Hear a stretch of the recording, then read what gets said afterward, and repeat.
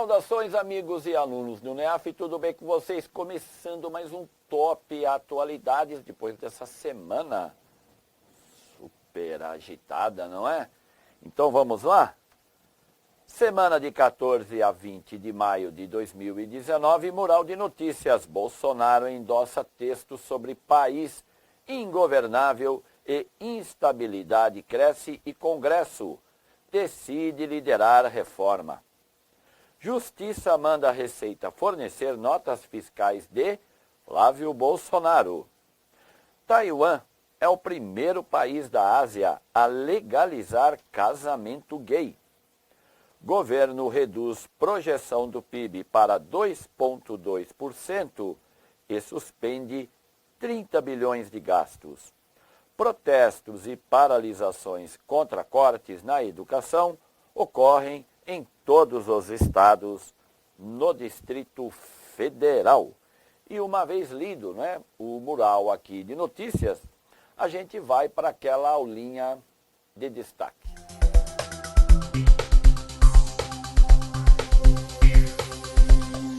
Então vamos lá para aquela aula de destaque. Bolsonaro endossa texto sobre país ingovernável. Instabilidade cresce e Congresso decide liderar reforma. Bem, sabemos que o presidente Jair Messias Bolsonaro é um fã número 1 do Twitter. A relação do governo atual com o Twitter é inédita no Brasil. Claro que isso não é só um ato dele, né? Outros políticos também usam, inclusive essa onda de usar aí o Twitter para enviar mensagens, porque é coisa instantânea, começou com o presidente atual dos Estados Unidos, Donald Trump. E como o presidente Bolsonaro é um fã da administração Donald Trump, isso não é só uma observação minha, é fato que ele também se utiliza desse meio, né, moderno, rápido, de você se comunicar com outras pessoas, assim como também ocorre com o WhatsApp. Pois bem, então por que a chamada aí está escrito endossa texto? Porque ele pegou o texto de uma pessoa que até agora não sabemos quem é, nem ele falou, nem o presidente falou quem, mas ele pegou um texto sobre o Brasil ser ingovernável, né? De ser um país de conchavos, e distribuiu aí para os seus seguidores, né? E uma vez feito isso, é claro que ele está endossando, ele está concordando. Afinal de contas, você, como eu, que utilizamos redes sociais, a gente compartilha aquilo que acreditamos. Quando não acreditamos, temos que deixar claro ali nossa crítica, a nossa posição. Porque é fato, e eu não preciso ficar aqui explicando, que quando compartilhamos e reproduzimos textos, imagens, tal, é porque há uma afinidade. Se o presidente compartilhou esse texto, é mais que claro que ele também pensa igual a respeito. Por quê? Quando foi isso aí para o Twitter, isso deu uma balançada aqui na República. Isso gerou um clima muito ruim, inclusive dentro do partido que ele pertence, o PSL. Um exemplo disso, né? Deixa eu já adiantar aqui o slide, né? E dentro do próprio partido já existe quem está esbravejando. Um exemplo disso é a Janaína Pascoal, né? A professora livre docente da USP e deputada estadual pelo PSL, né? Campeã de voto aí, foi uma grande aquisição para o PSL. A Janaína Pascoal também tuitou dizendo, olha, assim não dá, né? Há inclusive críticas da Janaína, então vamos lá de novo. sou eu que estou deduzindo isso? Não, isso aí você pode encontrar abertamente aí na internet. Se você colocar aí as críticas de Janaína Pascoal em relação ao que foi dito pelo presidente e seus filhos, você vai encontrar isso que eu estou falando. Agora, há uma interpretação. Há quem interprete que Janaína Pascoal já vem cogitando de sair do PSL. Porque as coisas não estão indo lá como se esperava. Então, esse clima, né, quando foi perguntado o presidente, tá? Quando ele foi perguntado sobre o texto, ele simplesmente disse, ó, pergunte para o autor. O problema é que nós não sabemos quem é o autor, nem tem como saber. Agora, se o presidente está dizendo que o país é ingovernável, né, se ele, na sua primeira tsunami, porque ele a semana retrasada havia dito, olha, vamos esperar aí para a semana que vem uma tsunami. Não deixou claro que isso, o que seria a tsunami. Será que seria aberto, será que foi o processo aberto contra o seu filho, o Carlos Bolsonaro? Será que foi a greve de professores e estudantes das faculdades federais que acabou tendo adesão de escolas estaduais? Afinal de contas, esse foi o primeiro grande teste da atual administração Bolsonaro. As pessoas foram às ruas e não foi pouca gente. Tá? E aí, é claro, depois eu vou comentar a opinião do presidente sobre essas pessoas que têm o direito de ir à rua, como milhões foram à rua reclamar da tia Dilma. E isso é um direito. Você pode esbravejar? Até pode. Mas, voltando aqui a essa questão, dizer que o Brasil é ingovernável, bem, o presidente atual foi deputado federal por mais de 20 anos. Ele deve entender bem o linguajar que existe dentro do Congresso Nacional, né? Que ele, claro, deveria e deve saber da dificuldade de lidar com ele. Agora, você se justifica dizendo que o país é ingovernável, que só com conchavo, é uma situação crítica. Tanto é que há também quem aposte que o Congresso, o próprio Congresso, pode decidir como liderar essa reforma, né? O prazo para essa reforma vai expirar agora no mês de junho. Se essa reforma não sair até lá, a situação de governabilidade do atual presidente pode ficar mais crítica. Então, podemos esperar o que para o futuro? Bom, não sei. Não vou ficar aqui fazendo nenhuma dedução, porque não é isso que vai cair na sua prova.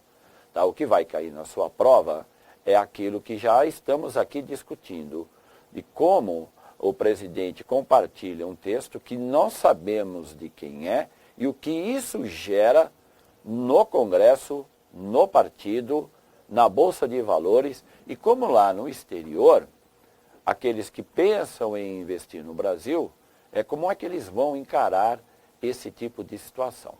Tá? Então, não vamos tomar não vamos ter aqui nenhuma decisão de nada, não vamos julgar nada. Estou me justificando, para que depois ninguém venha dizer que estamos trabalhando contra. Não, nosso problema aqui no NEAF é levantar para você a bola. Está aí o texto, né? O texto aqui do lado, ó. O texto está aí.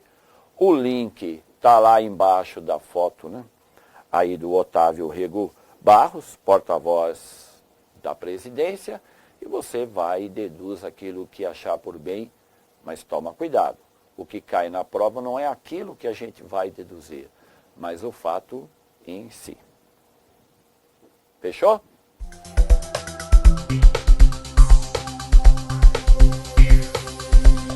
E vamos lá, continuando aqui o nosso top atualidades. Justiça manda a Receita fornecer notas fiscais de Flávio Bolsonaro. Então tá aí um assunto que vai dar muito, mas muito o que falar aqui e lá fora, né?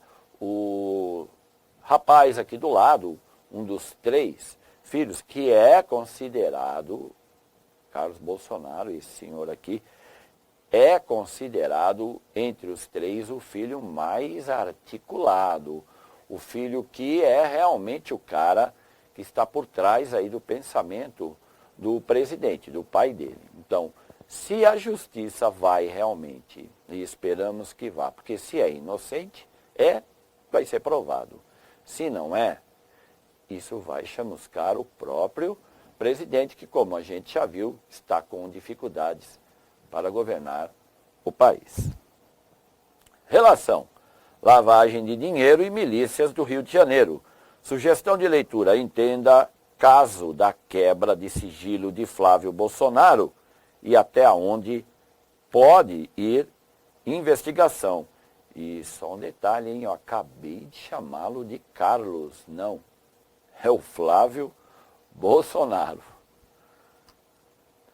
Taiwan é o primeiro país da Ásia a legalizar casamento gay. Então, cada vez mais países vêm legalizando essa situação. Na Ásia, cuidado, China, Japão, Coreia do Sul, países que são, né, considerados de economia pujante, investe pesado em educação, tal, não vê com bons olhos casamento homoafetivo. Taiwan, como é que Taiwan, como é que a China continental, né? Porque Taiwan também é China. Como é que a China continental, mesmo o governo do Partido Comunista Chinês chama Taiwan, candidato? Lembra? Olha, vai atrás, hein? Então tá aí, Taiwan, primeiro país da Ásia a legalizar casamento homoafetivo. Relação: diversidade e democracia e cidadania. Sugestão de leitura: os melhores países para os gays. Governo reduz projeção do PIB para 2,2% e suspende 30 bilhões de gastos. Então está aí essa projeção, quanto que ficava e quanto que ficou a projeção, o próprio Fundo Monetário Internacional, as agências de risco, não é? Como a Standard & Poor's. Então, como é que eles fizeram aí uma projeção de crescimento do Brasil? Claro, passando aí a crise, Michel Temer agora não é mais presidente, agora o presidente foi eleito com maioria popular, promessa de tornar o Brasil uma economia capitalista mais pujante. 3% era a projeção. Já há quem fale que vai ser menos de 1. Então, por enquanto, a projeção está em torno de 2,2. Isso porque nem chegamos na metade do ano. Relação: crise econômica e crise no governo. Sugestão de leitura: Fundo Monetário Internacional projeta menor crescimento econômico mundial e do Brasil em 2019. Protestos e paralisações contra cortes na educação ocorrem, em todos os estados e no Distrito Federal. E como é que chamou mesmo? O presidente estava nos Estados Unidos, lá no Texas, né, onde ele foi homenageado pela Câmara do Comércio Brasil, Estados Unidos, Brasil. Chamou de... como é que chamou mesmo? Idiotas úteis. Uma frase que vem lá da época do Lenin, Vladimir Lenin, lá da Revolução da Rússia, né? A Revolução que foi praticamente existir aí a União Soviética. Então, há quem diga que essa frase veio de lá, hein? Tá? E isso pegou pesado, né, presidente? É o primeiro teste, as pessoas, vivemos num país democrático. Mas vamos lá, né? Vamos virar aqui. Relação: educação e universidades federais. Sugestão de leitura: entendo o corte que atinge o Ministério da Educação.